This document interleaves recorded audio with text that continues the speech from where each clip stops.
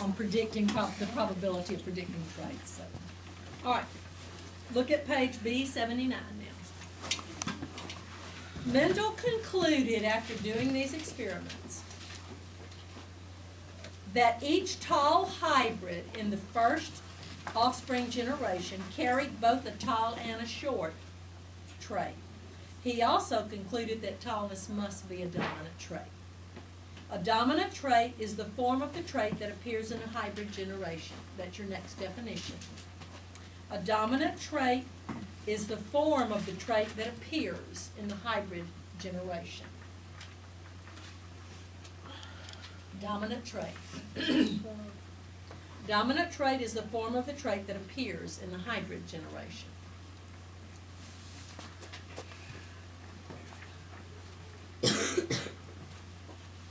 That is, after purebred parents with different forms of a trait are crossed. He calls shortness the recessive trait. A recessive trait is the form of a trait hidden or masked in the hybrid generation. There's your definition for recessive trait. A recessive trait is the form of a trait hidden or masked in the hybrid generation. Every time Mendel crossed two hybrids, he got the same result. For every 3 offspring that showed a dominant trait, 1 showed the recessive trait. There was always a ratio of 3 dominant to 1 recessive. And guys, if you would remember that, a lot of times you don't have to work these problems out. If you're crossing a hybrid to a hybrid, you will always get 3 to 1. Always. 3 over 1. So you'll get 25% and 75%, depending on what the question is asking. You'd have to read what you're asking. So if there were like 30 short ones, there would be 90 tall ones. Okay, yes, Reed. Okay, so I kind of didn't see kind of in my family. Like my brother, I'm kind of an average height. My brother's like super duper double quarter pounder tall, and like I think my dad's probably considered a little bit short, and my mom is too. So wouldn't that be a dominant trait, being short? No. Well, it depends. I mean, I'd have to actually look it up to see what's dominant for humans, because I don't really know. You know, what is a dominant for height, or if there is even one. I'd have to look. I thought it kind of depended on. Well, it can be, well, it does, but it also depends on your environment, your health. Like you might have a gene to be tall, but let's say you got ill when you were young, or you were malnourished, you would never reach that height. So it also depends on your environment. All right, we have 2 more pages, well actually 3 to read, but let's try to get these next 2 for sure. What do you think it takes to be successful in what you do? Mendel was successful in his studies of heredity. Why? For one thing, he kept his experiments simple.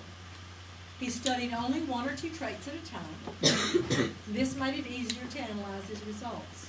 He kept detailed records of results of thousands of plants. This meant he had a large amount of data to analyze. Mendel identified dominant traits and recessive traits very carefully. How? He purebred the plants for different forms of a trait. For example, to study the trait for seed color, he developed purebred plants with yellow seeds and purebred plants with green seeds. When he crossed them, the hybrid generation all had yellow seeds, so yellow therefore would be dominant. The trait that is masked, green, is recessive. It appears when 2 hybrids are crossed. Here are the dominant recessive traits he identified. And if you look across, he's got the seed shape, the color, the height, the flower, the position, the pod, and the pod shape. Those are all what he found to be dominant in peas. Let's look at what now he uncovered on page 81. By comparing the traits of parents and their offspring, Mendel discovered that offspring show some traits of one parent and some traits of other parents. However, offspring do not show all the traits of both parents. Mendel used this information to form a hypothesis to explain how traits are inherited. Number one, inherited traits are passed on from parents to offspring during reproduction. At fertilization, you got your traits. Half from dad, half from mom. They're done. Because they're in the chromosomes. Number two, traits are passed from parents to child by factors. Offspring inherit a pair of factors for each trait, one factor from each parent. Offspring express one form of each trait, depending on whether it's dominant or recessive. Three, the factors in a pair may be the same or different. If they're different, the factor for the dominant trait is shown or expressed in the offspring.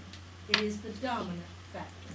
The factor for the recessive form of the trait is masked by the dominant factor, and the masked factor is the recessive factor. In some hybrids, dominant factors mask recessive factors. Recessive factors only show up in offspring when no dominant factor is inherited. In the case of the pea plants, each factor is responsible for either the dominant or the recessive form of the trait. The diagram above shows a way of representing dominant recessive traits. Now, this is where we get our Punnett square letters. Okay, let's look. Purple flowers are dominant. You get two. A purebred purple is capital P, capital P. A purebred white is little p, it's recessive, and it only would show if there were two recessive genes. Okay? In that first generation, you'll have all purple, but they're all hybrids. So you write that, capital P, little p. Okay? Then when you cross those, you'll remember, when you cross hybrids, you always get 3 to 1. So you've got 3 purple to 1 white. Now, what would happen if we did a hybrid with a recessive parent? Let's draw a Punnett square with 4 boxes, just like that.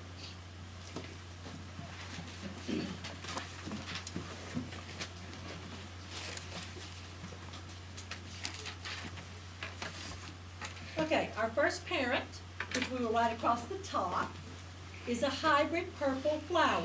How would we represent a hybrid purple flower? Capital P, little p. So put a capital P over one box and a little p over the second box. Does it matter what box? Doesn't matter. You can do it beside or top. You just gotta have 2 parents. Our next parent is a recessive white. 2 little p's. So the next parent has to be 2 little p's.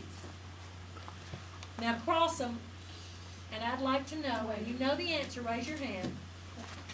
Yes. So, what do we put on the side? I don't know White what to write if we only have 2 boxes across the top.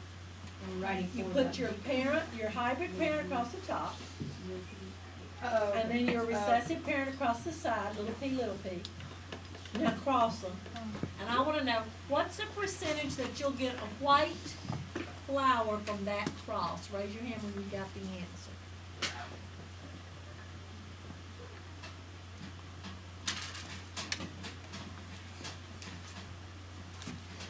John? 50%. Yep. Would it be because there's 2 boxes? Yep. Okay. See, because